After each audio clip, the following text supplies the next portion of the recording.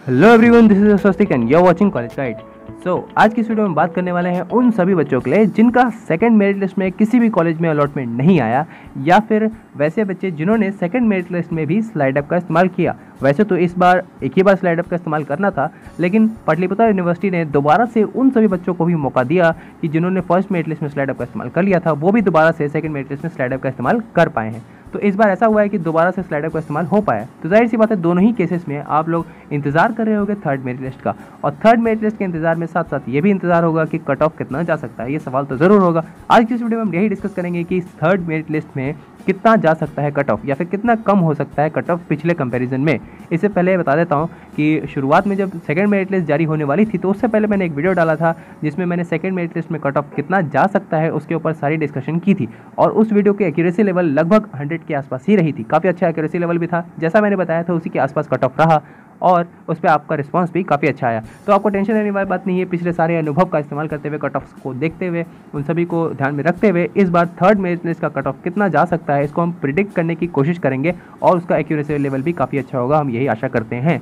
तो जाहिर सी बात है, थर्ड मेरिट लिस्ट के बाद भी कुछ बच्चे ऐसे होंगे यार जिनका एडमिशन जो मिलेगा वो उन्हें कॉलेजेस पसंद नहीं आएंगे, या फिर हो सकता है किसी और कारणवश उन्हें दूसरे कॉलेज में एडमिशन चाहिए होगा। तो एकमात्र आखिरी ऑप्शन बचता है आपके पास स्पॉट एडमिशन का। अब बहुत सारे ऐसे बच्चे हैं जिनको स्पॉट एडमिशन का पूरा फंडामेंटल थ्योरी क्या होता है, कैसे काम करता है, सारी चीज़ें समझ में आती है, लेकिन कुछ बच्चे ऐसे भी हैं जिन्हें स्पॉट के बारे में जानकारी नहीं है या फिर कम जानकारी है। तो आपको टेंशन लेने वाली बात नहीं है, क्योंकि इसी चैनल पर बहुत जल्द स्पॉट एडमिशन का पूरी कुंडली हम लोग देखने वाले हैं। स्पॉट एडमिशन कैसे होता है, क्या पूरा प्रोसेस होता है, क्या नियम कानून है उसमें, और कौन कौन से सब्जेक्ट्स में ज़्यादा अच्छा आसानी से एडमिशन हो जाता है, या फिर क्या पूरा प्रोसेस होने वाला है स्पॉट से रिलेटेड वीडियो बहुत जल्द इसी चैनल पे अपलोड हो जाएगी। तो स्टे ट्यून, क्योंकि आपको वीडियो यहीं मिलने वाली है।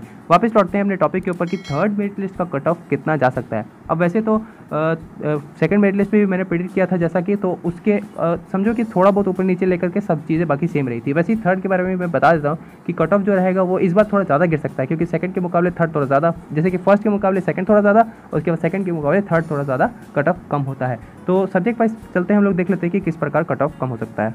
अब जैसे कि हमारे पास ये स्टैट्स है, तो यहाँ पे देखो कंपैरिजन दिखाया गया है फर्स्ट मेरिट लिस्ट और सेकंड मेरिट लिस्ट के कट ऑफ के बारे में।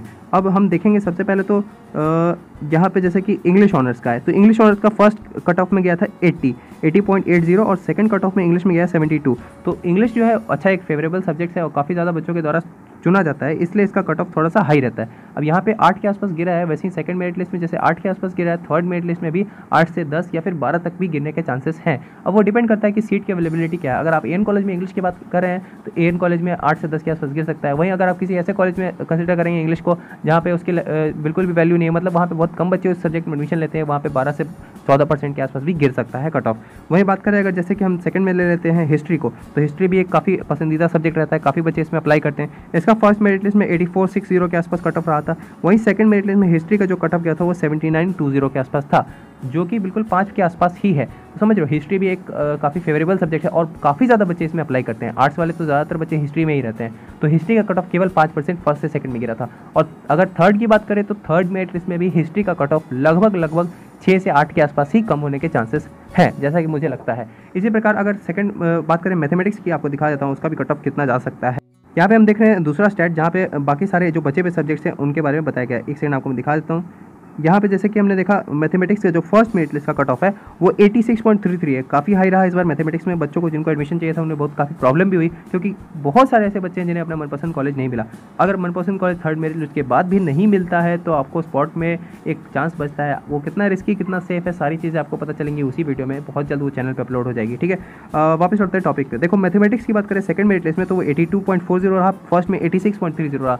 82 और 86 4 भी नहीं, 3 पॉइंट समथिंग के आसपास कट ऑफ गिरा सेकंड मेरिट लिस्ट में मैथमेटिक्स का। और थर्ड मेरिट लिस्ट की बात करें तो 4 से 6 या फिर कहो 5 से 7 के आसपास गिर सकता है, इससे ज़्यादा गिरने के चांसेस नहीं है। अगर बहुत ऐसे कॉलेज को कंसीडर करें जहाँ पे बहुत मैथमेटिक्स में बहुत कम बच्चे अप्लाई करते हैं, फॉर एग्जांपल अगर कोई बहुत दूर दराज का कॉलेज होगा तो उस कॉलेज में हो सकता है कि मैथमेटिक्स का कट ऑफ 8 से ऊपर गिरे। लेकिन जो भी अच्छे कॉलेज हैं, ज़्यादातर मैथमेटिक्स वाले बच्चे जो होता है एएन कॉमर्स, उसके बाद टीपीएस बीडी इसी आसपास में रहते हैं, तो ज़्यादातर चांस है कि मैथमेटिक्स का कट ऑफ जो होगा 5 से 7 के आसपास गिर सकता है। तो इसी प्रकार आप भी अपना कट ऑफ कैलकुलेट कर सकते हो, जिसके ये कट ऑफ आपको कैसे डाउनलोड करना है उसके बारे में मैं बता दूंगा आगे।